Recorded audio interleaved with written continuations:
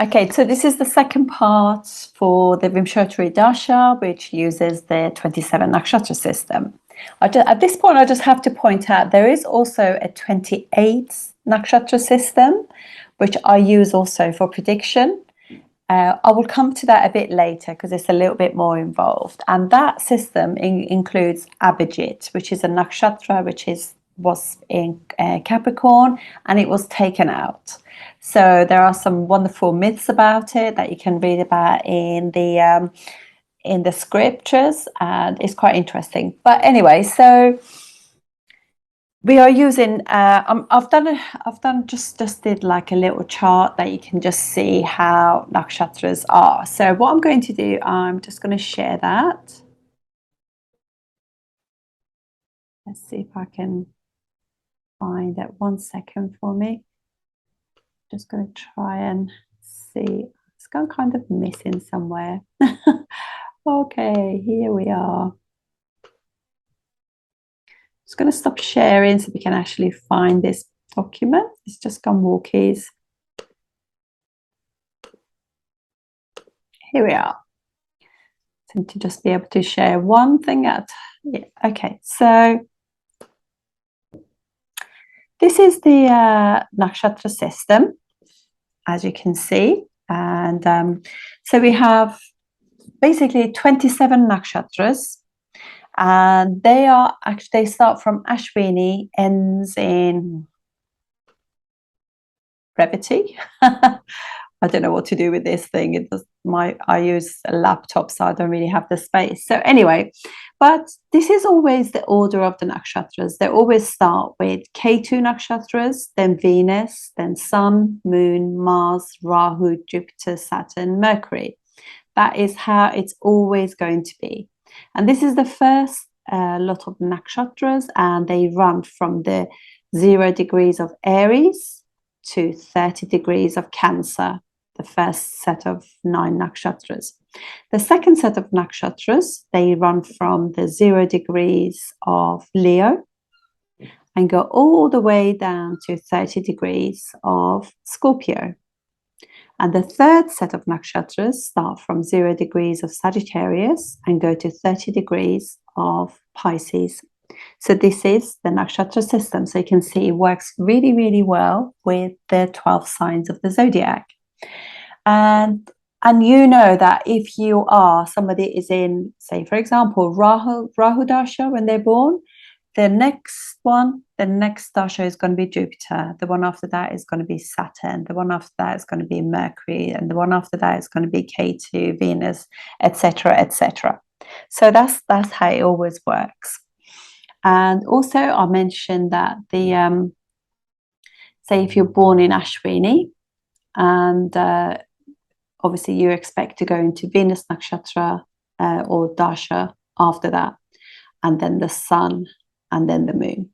So when you start in Ashwini, this will be like your Janma Nakshatra. This is your birth Nakshatra. And then you go to your second one, this one here.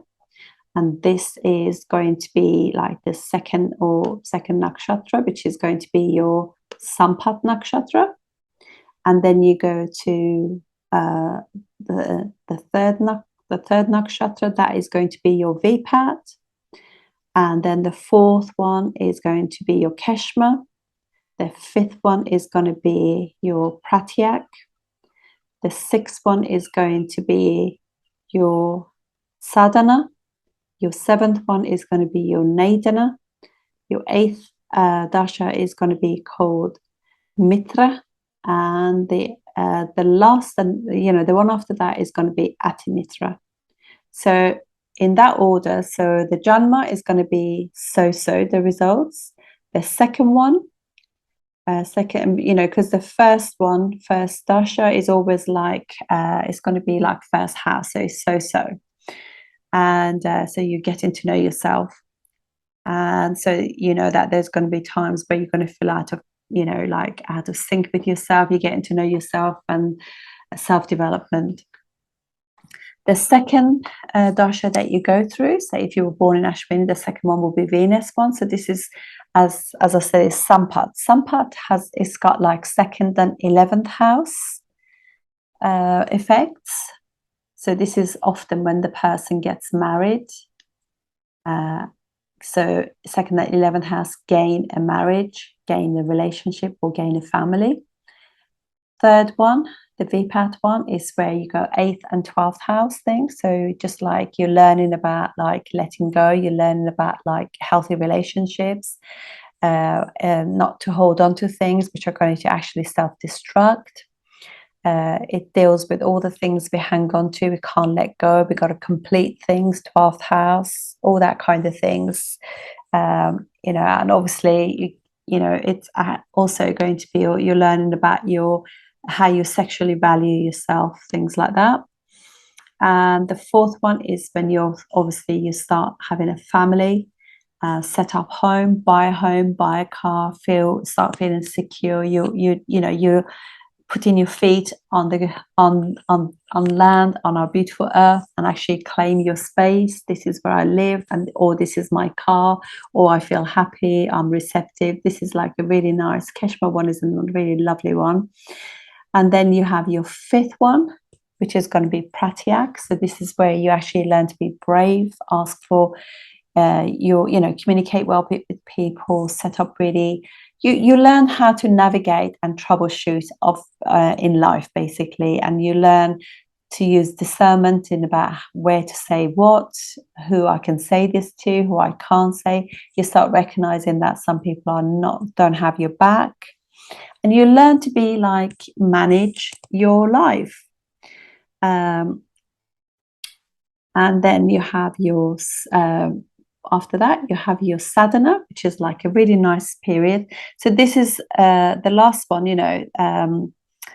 Pratyak is third and sixth. Now you're going into 11th house. So your achievements in life, you can look back and just think, I achieved this, I worked hard, I got my family, I got this, blah, blah.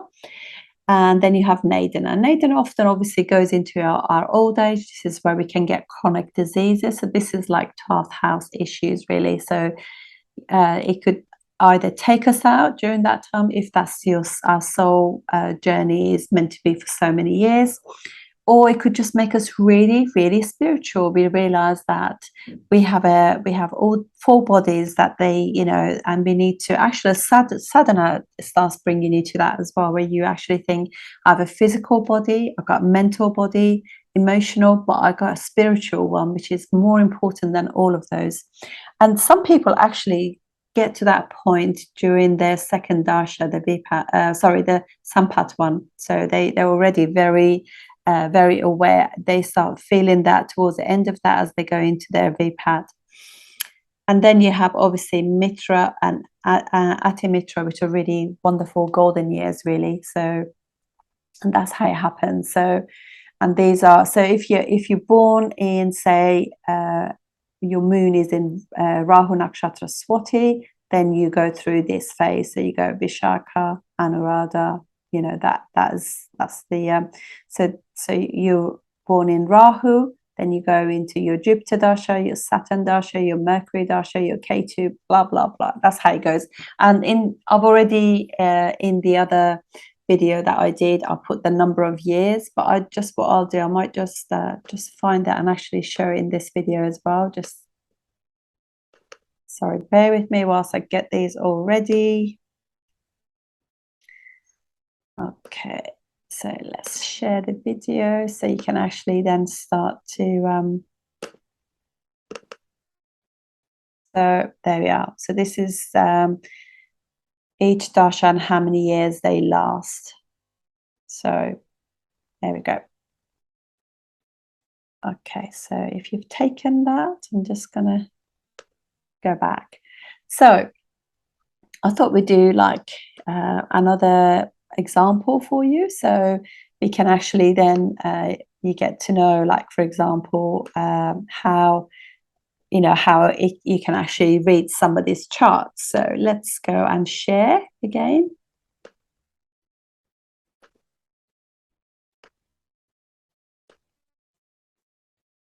Okay, so going back to Billy Connolly. So Billy Connolly at this moment in time, he's in Ketu Moon Dasha, and he is a Rohini moon. So let's have a quick look and just see what is what. So for him, obviously, Rohini, what will happen is that you will notice he has Ketu. So Ketu for him will be like, for example, just excuse me 1 second whilst I get this ready. Ketu for him, so he's born in Venus. So Venus is Janma, and then he's got Sun Dasha, Moon Dasha is this third one. So you can see first Dasha is going to be like Moon. So Moon for him, Rohini, is his first nakshatra. First Dasha. If I made a mistake just then, I apologize. So Rohini is his first one, and then then he went into Mars Dasha. Then he went into his Rahu Dasha, Jupiter Dasha, Saturn, all that. So he's now in his Ketu. So if we count from his moon, so Janma is his first Dasha, moon. Mars will be his Sampat. And then he'll go into his, what would be Vipat, Keshma in Jupiter, and then Pratyak, Saturn. Mercury will be his Sadhana, and then he goes into his Nadana. So he's actually now in what would be his basically seventh planet Dasha. So let's just check that here as well, just to make sure. So I can show you. Here we are. So he's born in the moon.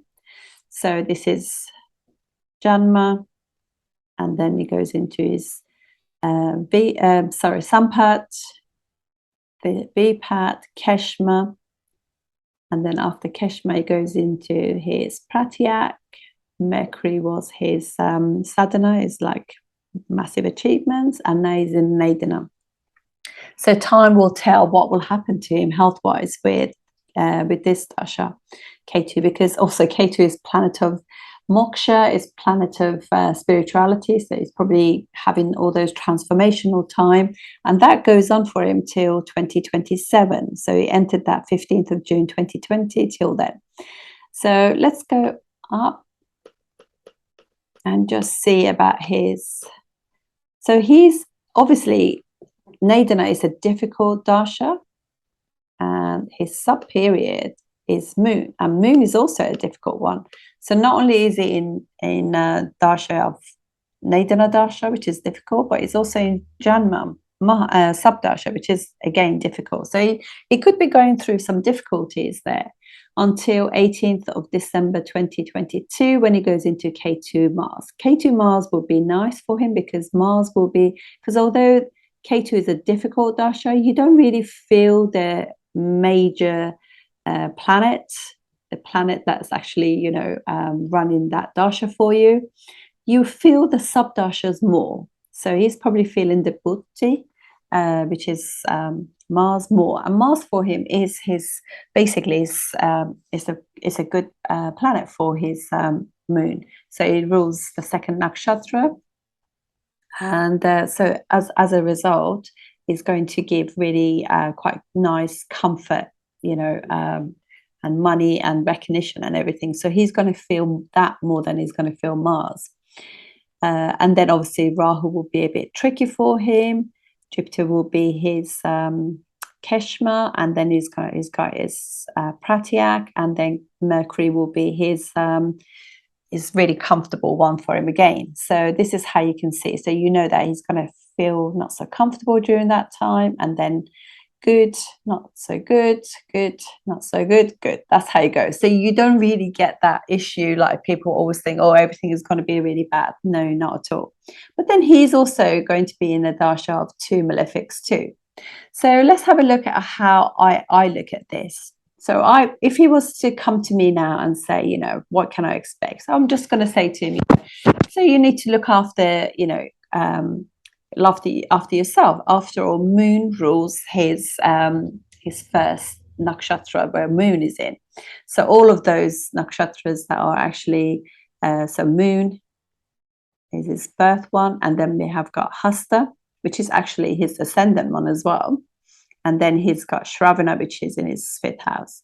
So that has actually activated these houses as well. But more than anything, the nakshatras from the moon, actually from the moon also, they're quite trinal as well to each other, which is lovely.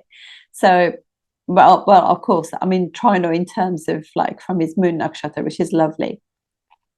So you know that also you look at Ketu and see what nakshatra and Ketu is in. So you can see Ketu is in Dhanishta. Dhanishta is Mars. So that has also been activated as well.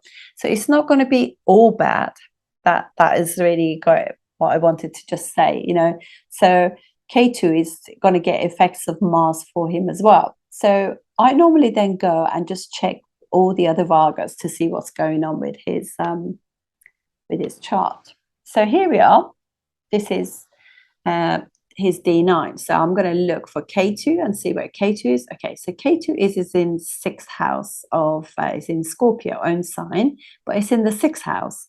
So I look at that and just sort of see what is being activated. So obviously 6th house, but then I make Ketu the obviously being the lord of the planet that's ruling him at the moment, and see where the moon is from there. And I can see, oh, moon is in 9th house from Ketu, so 7, 8, 9, and also in own sign, and he's also got Jupiter there, an exalted Jupiter. So I know that he's actually because they are actually in good situation from each other, it should be fine. Ketu is in own sign, moon in own sign, and sitting with an exalted Jupiter, and Jupiter is also aspecting Ketu. So I know in terms of how he feels about his path is good. He's in alignment with it, and also if he's in a marriage relationship, he's also feeling good. Now I look and see what's going on in his D10 or his career, the Shamsha. And I can see that Ketu is in Mars's sign, which actually likes to be in Mars's signs. And then from there, moon is try its own, it's in, and you know, friendly sign, it's in sun sign. And so I can see from there that it's going to be, you know, it's going to be pretty good in those terms. It's like 5 houses away, so that's pretty good. And obviously I will check, you know, I mean, actually let's stick here actually for a bit. So I can see that this is the situation, and from the ascendant of the Shamsha, I can see that he's been off service, so it can be some difficulties at work because the 6th house of his Dashamsha is being is where Ketu is, and but moon is in the 10th house, so it's 9th house ruling the 10th house, so it's creating a nice situation there for him. So I can see that although Ketu rules the 1st house, is in the 6th house, so he could be creating some issues in his work which can give him like sleepless nights in a sense. So you check it. So although it's good from there, but you just check it from the ascendant also. Then I'm going to go to his, okay, let's have a look at this and how he's getting on with his children. And so I can see that from the ascendant, Ketu is in 9th house. So that's pretty good. It's sitting with Mars, and Mars is your Karaka planet for Cancer ascendant. So I can see that's pretty good. But he could be a little bit aggressive with the children as well. So, and from there, moon is in the 2nd house. So I can see that the relationship between the two is pretty good again. And moon is in friendly sign, so he's got no issues there. I'm going to try and find his D4. Okay, so his D4, like about property, assets, etc. So can see that Ketu is actually in the 12th house. Likes being in the 12th house too, but we can see that he actually had likes moon Venus. You know, I always find that as quite funny one, you know, where we can be a bit overindulgent. So he could be like really in his home environment, he could be very like spending money and quite sort of like to entertain people in a sense. And so Ketu is there, Moon is with her. So the 12th house of that. So it could be that basically, you know, he might have had some losses with that property, that kind of thing at this point. And that moon is a new moon as well. Sun is also, you know, a malefic. And even if he's friendly with the moon, it's a new moon. So the home environment is having property and all of that is something new to him because there's a new moon in the 12th house of D4. So, and it could be that he's got some bad habits as well, you know, that makes him lose, you know, that kind of thing. I don't know what he's like with his cars and stuff like that, but Venus is also in the 12th house. Venus is the Karaka of vehicles as well. So these are the things that you look at really, and this is like his ancestors. You can look at that, but let's have a look at them in more detail. So for him, Ketu Dasha, you can see Ketu is in Ketu Nakshatra. So he's activating the 6th house there. And the moon is in Venus Nakshatra. And then we look and see in terms of what sort of planet is Venus. So we go back again to that system. So it doesn't just activate moon, but it also activates the nakshatra that moon is in as well. So that is basically what I wanted to say today. So that's how I look at things in terms of nakshatras, in terms of what's happening in somebody's life. And it's pretty straightforward if you stick to the same principles all the time. So you look at the planet that is ruling them at the time and the subdasha in order to get a flavor and just see where they are. But that planet not only activates their nakshatras, 3 nakshatras are activated, but also the nakshatra that they're sitting in as well, that's been activated. So if they're sitting in an uncomfortable nakshatra, then you know that's going to have a bit of both. Now, I just wanted to say also on some softwares, Vimshottari Dasa, although it's ruled by the new moon, and we always look at it that way, but you can also look at it from the ascendant as well. So I'm going to just show that quickly on my software. So if I go back to, okay, so I do look at that as well. So this is Vimshottari Dasa for Billy Connolly from the moon, but you can see he's running a completely different he's running Ketu Venus Dasha in his from his ascendant. So we have to see where his ascendant is. His ascendant is in Hasta. So you actually then see where Venus nakshatras are from there. And then again, you know, you can do the same system again. I'm just going to quickly look at Chris Rock's now. Oh, no, this one. So Chris Rock, he's in his Rahu Saturn Dasha from his moon and Mercury Jupiter from his ascendant. So his moon is in Reverti. And so what we do, so is obviously he was born in Mercury Dasha. So we know Mercury for him is what would be his Janma Nakshatra. And so Mercury, and then after that he's got Ketu. Ketu will be his second nakshatra from moon. So it'd be like his what would be Sampat. It'd be a nice one for him. And then obviously what happens after that, we go through the 3rd nakshatra, which will be for him, will be, just bear with me actually, I'm doing that so I can just like, just making sure that's it. So yeah, and then he's got Venus will be his Vipad, Kesh, Sun will be his Keshma, so it'll be a good one. Pratyak one will be the moon, difficult one. Mars will be his Sadhana, good one. Rahu will be Nadana, difficult one. Mitra is Jupiter, which is a great one, and Saturn rules Atimitra, which is again another great one. So for him, we know now that he's in Rahu Saturn period. So Rahu is for him the planet that rules Nadana Nakshatra, which is very difficult. And Saturn rules for him Atimitra. So he's probably feeling that Atimitra more because it's the subdasha. So that's the one that he's feeling more. And then after that, he'll be going into Mercury, Rahu Mercury, and Mercury is Janma for him, which is the nakshatra which can create some issues because it's like it's the birth nakshatra. because Mercury rules that. And then when he goes, so for him, like it's not, it might be a little bit difficult for him because neither Rahu or Mercury are good planets for him in that sense.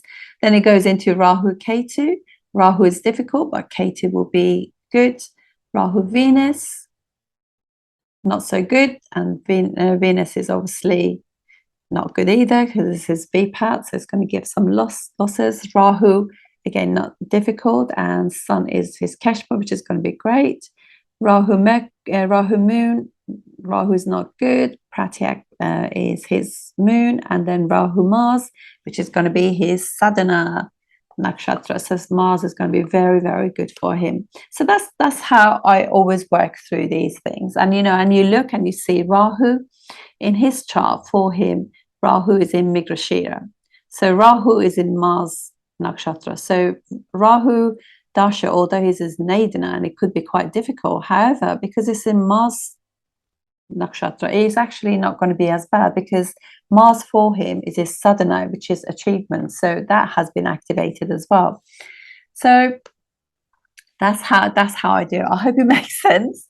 So anyway, I'm sure you'll let me know. So anyway, best of luck doing that with your own chart, and don't worry, because remember, if it wasn't for the more difficult dashas, which is like planets that rules your first nakshatra, which is the one moon is in, the 3rd, 5th, and the 7th, those 4 are going to be the difficult ones. And if we don't go through those, we achieve nothing in life. And particularly the I think like the 3rd nakshatra and 5th nakshatra, those are the ones who are really telling. And no dasha is going to be completely awful because you'll have those sub-dashas which really support you during that time. Just wanted to say, when you go through your Rahu or your Ketu dasha or sub-dashas, it makes you interested in astrology. So that's another one that I think is always quite handy to know. See you next time. Thank you.